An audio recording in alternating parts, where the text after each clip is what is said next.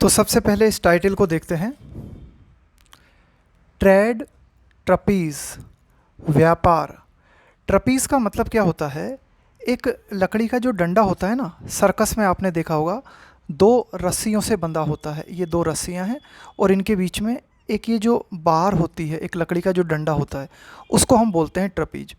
Circus में जो performer होते हैं वो क्या करते हैं, इसके ऊपर लटकते हैं और एक ट्रपीज से लटक के दूसरे ट्रपीज पे चले जाते हैं। यहाँ ट्रेड ट्रपीज का मतलब ये है कि व्यापार जो है वो लटक रहा है, एक तरीके से झूल रहा है। किनके बीच? इंपोर्ट और एक्सपोर्ट के बीच। गुड्स एक्सपोर्ट्स रीबाउंड नीड्स, कि जो वस्तुएं हैं उनका जो एक्सपोर्ट है, जो निर्यात है, उसमें फिर से तेज़ी आए, इसके लिए ज़रूरत है किस चीज़ की? नर्चरिंग। नर्चर का मतलब होता है किसी चीज़ को ग्रो होने में हेल्प करना।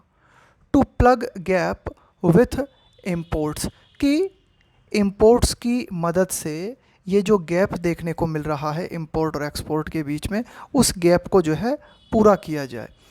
तो गुड्स एक्सपोर्ट्स जो है उसमें फिर से तेज़ी आ सके, इसके लिए ज़रूरी है कि हम नर्चर करें, हेल्प करें इस गैप को भरने में इंपोर्ट की मदद से। आफ्टर अ रफ 2023-24, यानी कि 2023-24 की अगर हम बात करें वित्तीय वर्ष की, तो ये एक रफ था, इतना अच्छा नहीं कह सकते इसे।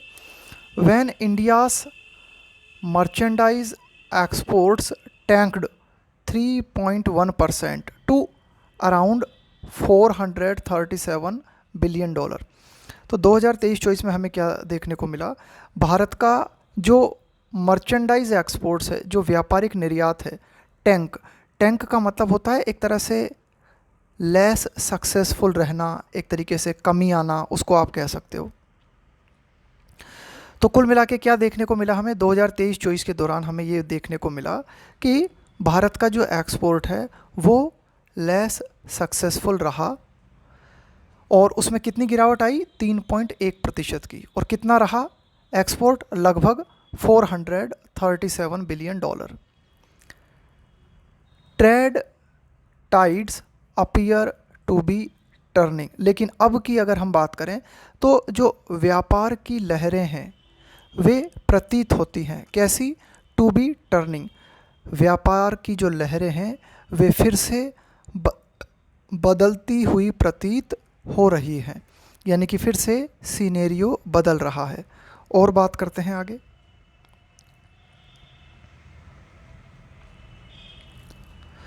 The last 2 months have recorded N expansion in outbound shipments. Outbound shipments का मतलब है बाहर जाने वाले जो जहाज है, जिनकी माध्यम से सामान जाता है बाहर की ओर। तो पिछले 2 महीने जो हैं उनमें दर्ज किया गया क्या? एक्सपेंशन, विस्तार देखा गया in outbound shipments with the momentum. तो कुल मिला के जो कार्गो हैं, यानी कि जिन जहाज़ों की मदद से सामान निर्यात होता है, उनमें जो है विस्तार देखा गया लास्ट 2 months में। With the momentum picking up from a 1.1% rise. Rise का मतलब है और बढ़ना इन अप्रैल टू अ 9.1% अपटिक। अपटिक का मतलब यही होता है ऊपर की ओर बढ़ना, उछाल आना इन में। तो कुल मिला के इन दोनों महीनों में क्या देखा कि मोमेंटम जो है, चाल, पिकअप, चाल ने रफ्तार पकड़ ली। फ्रॉम अ 1.1% राइज इन अप्रैल, यानी कि अप्रैल में कितनी बढ़ोतरी हुई? 1.1% की। और मई मंथ में कितनी बढ़ोतरी हुई? 9.1% की। Some of this reversal had begun in the January to March quarter. तो कुल मिला के ये जो एक्सपोर्ट के क्षेत्र में बढ़ोतरी है, यानी कि ये जो रिवर्सल देखने को मिला है, इसकी शुरुआत हो गई थी कब? जनवरी से मार्च के क्वार्टर के दौरान। व्हेन एक्सपोर्ट्स ग्रू 4.9%, कि जनवरी से मार्च के क्वार्टर के बीच में एक्सपोर्ट जो है उसमें वृद्धि हुई, ग्रोथ हुई कितनी? 4.9% की। To a 7 quarter high of over $120 billion. और ये जो वृद्धि थी ये पिछले 7 क्वार्टर में सर्वाधिक थी और कितने से ज़्यादा थी? 120 बिलियन डॉलर से ज़्यादा थी। बिलाइंग, बिलाइंग का मतलब है झुटलाते हुए, यानी कि झूठा साबित करते हुए। वरीज, चिंताएं। अबाउट, के बारे में। द डिसरप्शंस का मतलब है रुकावट in the Red Sea route since late 2023, यानी कि 2023 के उत्तरार्ध से, यानी कि देखो क्या लिखा हुआ है, लेट 2023, यानी कि 2023 के पिछले जो महीने हैं तब से ये देखने में आ रहा था कि रेड सी का जो रूट है उसमें कई तरह की रुकावटें सामने आ रही हैं और इस कारण व्यापार प्रभावित हो रहा है। तो ये जो चिंताएं थी, इन चिंताओं को झूठा साबित करते हुए जनवरी से मार्च का क्वार्टर जो था उसमें भारत ने एक्सपोर्ट क्षेत्र में ग्रोथ दर्ज की। Imports as well as exports have risen in 4 of the last 5 months now, यानी कि पिछले 5 में से 4 महीनों में क्या देखा गया है कि इंपोर्ट और एक्सपोर्ट दोनों जो है इनमें वृद्धि हुई है। With the European central bank slashing, slash का मतलब होता है कट करना किसी चीज़ को, रिड्यूस करना। Interest rates this month after a long hawkish stance. देखो, हॉकिश स्टांस का मतलब होता है कि जो सेंट्रल बैंक है उसकी टॉप प्रायोरिटी है इन्फ्लेशन को लो रखना, उसको हम बोलते हैं हॉकिश स्टांस। पोस्ट कोविड-19 का मतलब है कोविड-19 के बाद।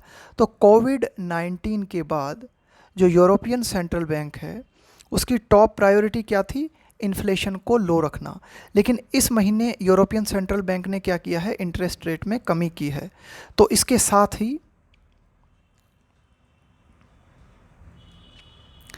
Exporters and trade officials are hopeful.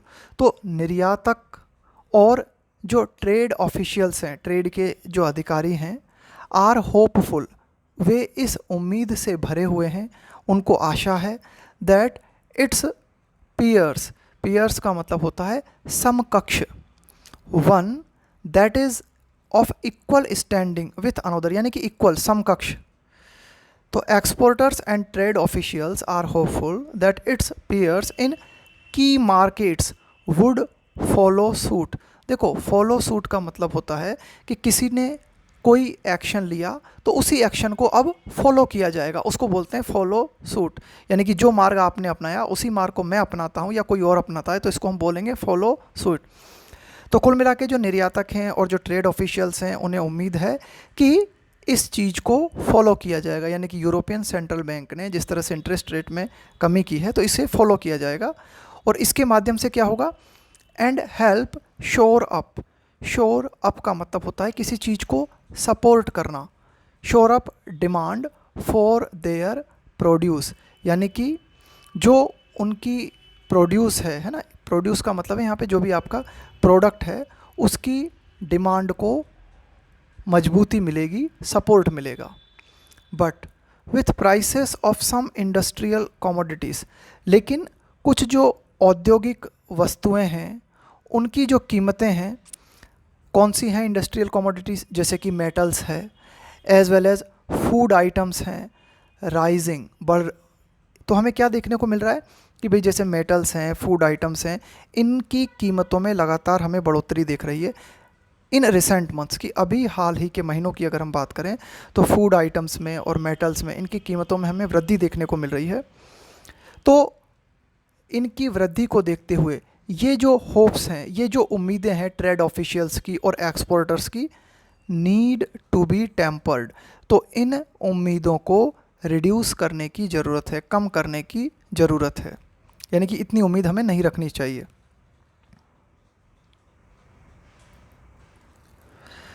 The US federal reserve has scaled back expectations, कि US फेडरल रिजर्व इसने क्या किया है?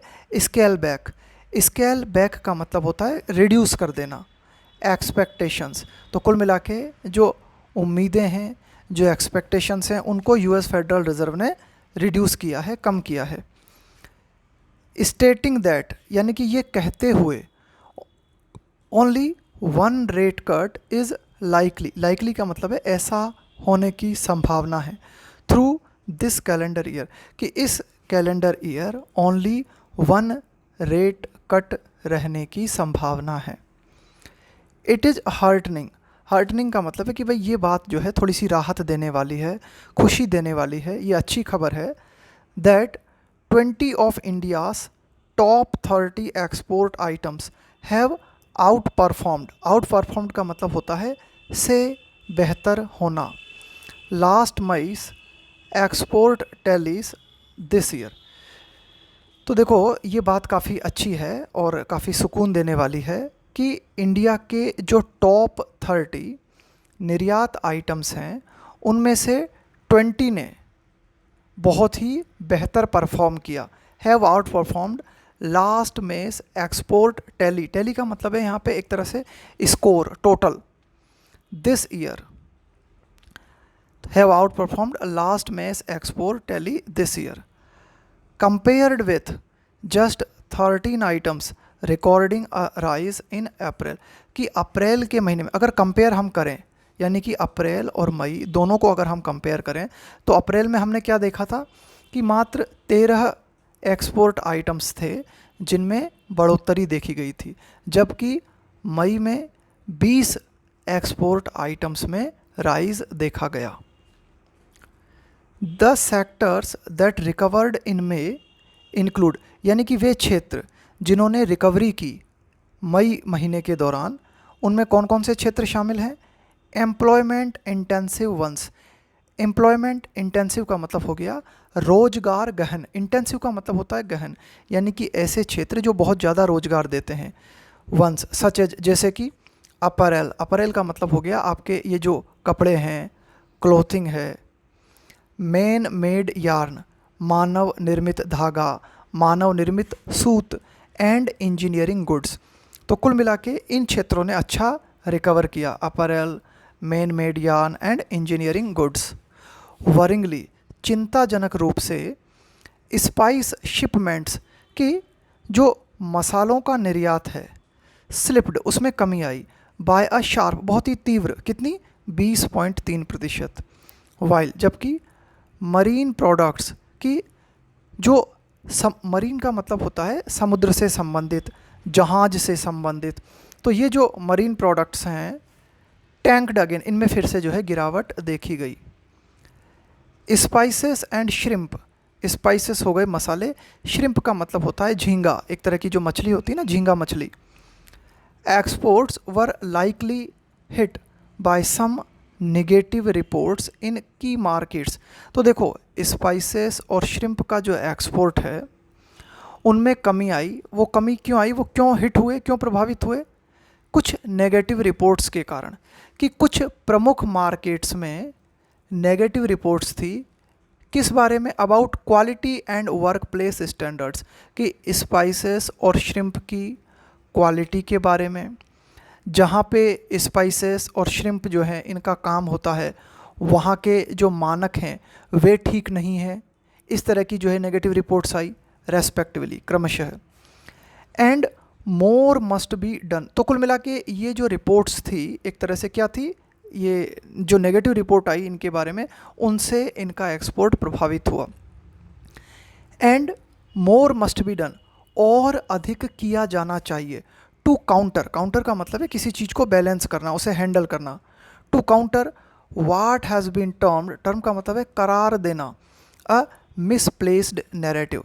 मिसप्लेस्ड नैरेटिव का मतलब हो गया एक तरह से अनुचित कथानक, नैरेटिव का मतलब होता है बातें।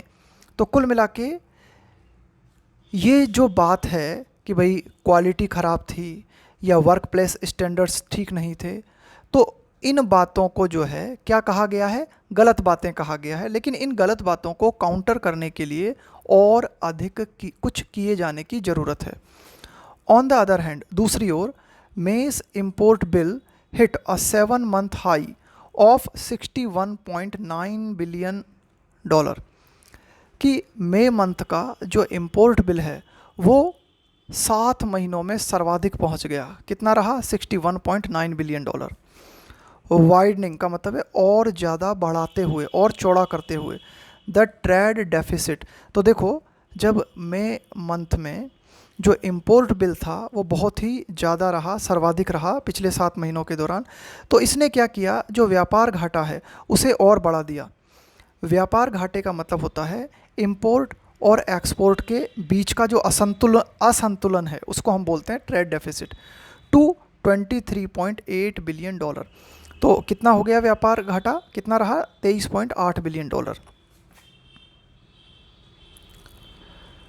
25% ओवर अप्रैल्स गैप, यानी कि अप्रैल में जो व्यापार घाटा कितना था, जितना भी था उससे 25% से भी ज़्यादा व्यापार घाटा बढ़ गया। कब, मई मंथ के दौरान। A record 13.2 billion dollar deficit in petroleum products fuelled this gap. अब देखो, ये जो गैप है, ये जो ट्रेड डेफिसिट है, व्यापार घाटा है, इसको फ्यूल करने में, इसे बढ़ाने में किस चीज़ का प्रमुख योगदान रहा। A record 13.2 billion dollar deficit in petroleum products, की जो पेट्रोलियम प्रोडक्ट्स है इनमें कमी कितनी, 13.2 बिलियन डॉलर की। तो एक तो इस चीज़ ने जो है व्यापार घाटे को बढ़ाया। With imports worth 20 billion dollar mostly linked to April's average oil price of $89 a barrel. With imports worth, अब देखो 20 बिलियन डॉलर के जो इंपोर्ट्स किए गए, जो कि किससे जुड़े हुए हैं, वो जुड़े हुए हैं, लिंक किससे हैं वे, अप्रैल के जो एवरेज ऑयल प्राइस है वो उससे जुड़े हुए हैं। कितना था अप्रैल में average oil price, $89 a barrel. Oil prices have eased since then. Ease का मतलब होता है थोड़ी सी राहत मिलना, कमी आना। सिंस देन कि भाई तब से जो ऑयल प्राइसेस हैं उनमें गिरावट आई है, थोड़ी राहत मिली है। बट लेकिन ये जो ऑयल की प्राइसेस हैं, इस बात को देखो, वारंट का मतलब होता है make necessary, to make a particular activity necessary. लेकिन ये जो ऑयल की प्राइसेस हैं, ये इस बात को आवश्यक बनाती हैं, किस बात को, क्लोज मॉनिटरिंग। मॉनिटरिंग का मतलब हो गया निगरानी। In an import dependent country, कि एक ऐसा देश जो कि इंपोर्ट पे निर्भर है, तो उसके लिए ज़रूरी है कि जो ऑयल प्राइसेस हैं उनकी क्लोज तरीके से, यानी कि बहुत ही अच्छे तरीके से निगरानी की जाए। Officials have down played. देखो, डाउन प्ले का मतलब होता है किसी चीज़ के महत्व को कम करके दिखाना। कंसर्न्स का मतलब हो गया चिंताएं।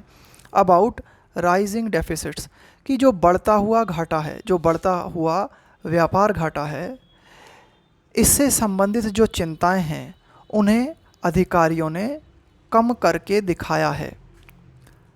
आर्ग्यूइंग, ये तर्क देते हुए, that import demand will outstrip demand for India's exports. उन्होंने क्या कहा है, ऑफिशियल्स ने ये आर्ग्यू किया है कि भाई जो इम्पोर्ट डिमांड है वो आउटस्ट्रिप करेगी। आउटस्ट्रिप का मतलब होता है मात्रा में अधिक होना। डिमांड फॉर इंडियाज़ एक्सपोर्ट, कि इंडिया के एक्सपोर्ट की जो डिमांड है उससे ज़्यादा इंडिया की इंपोर्ट डिमांड रहेगी। क्यों, ऐसा इसलिए, it is growing faster than the world, कि भारत जो है वर्ल्ड की तुलना में बहुत ही तेज़ी से बढ़ रहा है। मोर ओवर, इससे भी ज़्यादा जो महत्वपूर्ण बात है, राइजिंग सर्विसेज एक्सपोर्ट्स, कि बढ़ता हुआ सेवा क्षेत्र, यानी कि भारत का सेवा क्षेत्र में बढ़ता हुआ जो निर्यात है, and forex inflows from global investment, इसके अलावा ग्लोबल इन्वेस्टमेंट जो भारत में हो रहा है। फॉरेक्स इन्फ्लोज का मतलब हुआ कि ग्लोबल इन्वेस्टमेंट के माध्यम से जो विदेशी पैसा भारत में आ रहा है, इसके अलावा जो बढ़ता हुआ सेवा क्षेत्र का निर्यात है, इनके माध्यम से क्या होना चाहिए, शैल help offset the gap. Offset का मतलब होता है संतुलित करना, बैलेंस करना, कि ये जो ट्रेड डेफिसिट है इसको पूरा करने में जो है हमें मदद मिलेगी। किस चीज़ से, बढ़ते हुए ग्लोबल इन्वेस्टमेंट से और भारत के बढ़ते हुए सर्विसेज एक्सपोर्ट से। अलॉन्ग विथ का मतलब है के साथ में। इंपोर्ट सब्सटीट्यूशन एफर्ट, कि हम जो चीज़ें इंपोर्ट कर रहे हैं, सब्सटीट्यूशन का मतलब क्या होता है, प्रतिस्थापन। प्रतिस्थापन का मतलब होता है किसी चीज़ के बदले कोई चीज़ आपने लगा दी तो उसको आपने सब्स्टिट्यूट कर दिया। तो ठीक है कि भाई इंपोर्ट सब्स्टिट्यूशन एफर्ट्स तो चल ही रहे हैं, लेकिन उनके साथ ही साथ जो ग्लोबल इन्वेस्टमेंट्स है और सर्विसेज एक्सपोर्ट्स है उनके माध्यम से भी ट्रेड डेफिसिट को संतुलित करने में मदद मिलेगी। The latter assumption could prove tricky. Latter का मतलब है बाद वाला। अब देखो यहाँ पे हमने दो चीज़ों की बात की इस सेंटेंस में। देखो, एक तो हमने बात की बढ़ते हुए सर्विसेज एक्सपोर्ट्स के बारे में और दूसरी हमने बात की ग्लोबल इन्वेस्टमेंट्स के बारे में। तो यहाँ पे हम लेटर किसके लिए आया है? Forex inflows from global investment, उसको बता रहा है लेटर। अजम्पशन का मतलब है जो आपने मान लिया है। तो कुल मिला के ग्लोबल इन्वेस्टमेंट बढ़ेगा ये आपने अज्यूम कर लिया है, लेकिन आगे चल के ये बात जो है ट्रिकी साबित हो सकती है कि हो सकता है ऐसा ना हो। क्यों? Foreign direct investment inflows have declined, कि विदेश से जो पैसा इन्वेस्टमेंट के रूप में भारत में आ रहा है उसमें कमी आई है फॉर 3 ईयर्स, 3 सालों से। Earnings guidance from IT services measures, कि जो अर्निंग्स के आंकड़े प्राप्त हुए हैं कि भाई कितनी इनकम हुई आईटी सर्विसेज मेजर्स, कि आईटी क्षेत्र में जो बड़ी कंपनीज़ हैं उनकी कितनी अर्निंग्स रही, तो ये जो अर्निंग्स हैं उनकी फार फ्रॉम ऑप्टिमिस्टिक, वे आशावादी होने से बहुत दूर हैं। यानी कि आईटी सर्विसेज की जो अर्निंग्स हैं वे इतनी ज़्यादा ऑप्टिमिस्टिक नहीं हैं कि हम जो हैं बहुत ज़्यादा ओवर कॉन्फिडेंस में आ जाएं। And private investments to substitute imports remain sluggish, और जो प्राइवेट इन्वेस्टमेंट है वो सब्स्टिट्यूट कर दे किस चीज़ को? इंपोर्ट को। तो ये जो प्राइवेट इन्वेस्टमेंट है वो भी रिमेन बना हुआ है। कैसा? स्लगिश। स्लगिश का मतलब होता है सुस्त, ढीला, यानी कि वो भी कमज़ोर स्थिति में है। रादर देन का मतलब हुआ के बजाय। बैंकिंग ऑन, बैंक के साथ में आता है ऑन प्रीपोजिशन, इसका मतलब होता है किसी चीज़ पर डिपेंड होना, निर्भर होना। इंटेंजिबल, इंटेंजिबल का मतलब है जिसे आप छू नहीं सकते, जिसे आप महसूस नहीं कर सकते छू के। एंड आगे देखते हैं कि rather than banking on intangibles and imponderables. Imponderable का मतलब होता है डिफ़िकल्ट टू एस्टिमेट, यानी कि जिसका आकलन करना मुश्किल है, जिसका असेसमेंट करना मुश्किल है। तो ऐसी चीज़ों पे हम डिपेंड हों जिनका एस्टिमेट हम नहीं लगा पा रहे, जिनका आकलन हम नहीं कर पा रहे, जिनको हम छू नहीं पा रहे, उसके बजाय जो केंद्र सरकार है उसे क्या करना चाहिए? मस्ट रिवाइटलाइज, फिर से जान डालनी चाहिए। किस चीज़ में? इट्स स्कीम्स एंड एफर्ट्स, की सरकार की जो स्कीम्स हैं और जो प्रयास हैं सरकार के, to prop up, prop up का मतलब है यहाँ पे सपोर्ट करना, to prop up goods exports, कि जो वस्तुओं का निर्यात है उसे सपोर्ट करने के लिए केंद्र सरकार को क्या करना चाहिए? उसकी जो स्कीम्स हैं और जो उसके प्रयास हैं उनमें फिर से नई जान डालनी चाहिए। किस तरह से? विथ इन्हेंस्ड, इन्हेंस्ड का मतलब है और बढ़ाकर। बजटरी आउटले, आउटले का मतलब होता है amount of money that is spent for a particular purpose, कि भाई एक आपने फिक्स कर दिया कि इतना रुपया इस चीज़ पे खर्च किया जाएगा, उसे हम बोलते हैं आउटले। टू बूट, बूट का मतलब होता है किसी चीज़ को किक देना, उसको एक तरह से शुरुआत करना, है ना। तो कहने का मतलब ये हुआ कि जो और ज़्यादा बजट को बढ़ा के आप क्या करो कि भाई एक पर्टिकुलर राशि जो है वो इस व्यापार संतुलन को सुधारने के लिए जो है फिक्स कर दो, और उसके लिए आपके पास वर्तमान में जो स्कीम्स हैं और जो एफर्ट्स हैं जिनके माध्यम से गुड्स एक्सपोर्ट्स बढ़ सकता है तो उसे बढ़ाने का प्रयास जो है सरकार करे। ये था हमारा आज का एडिटोरियल।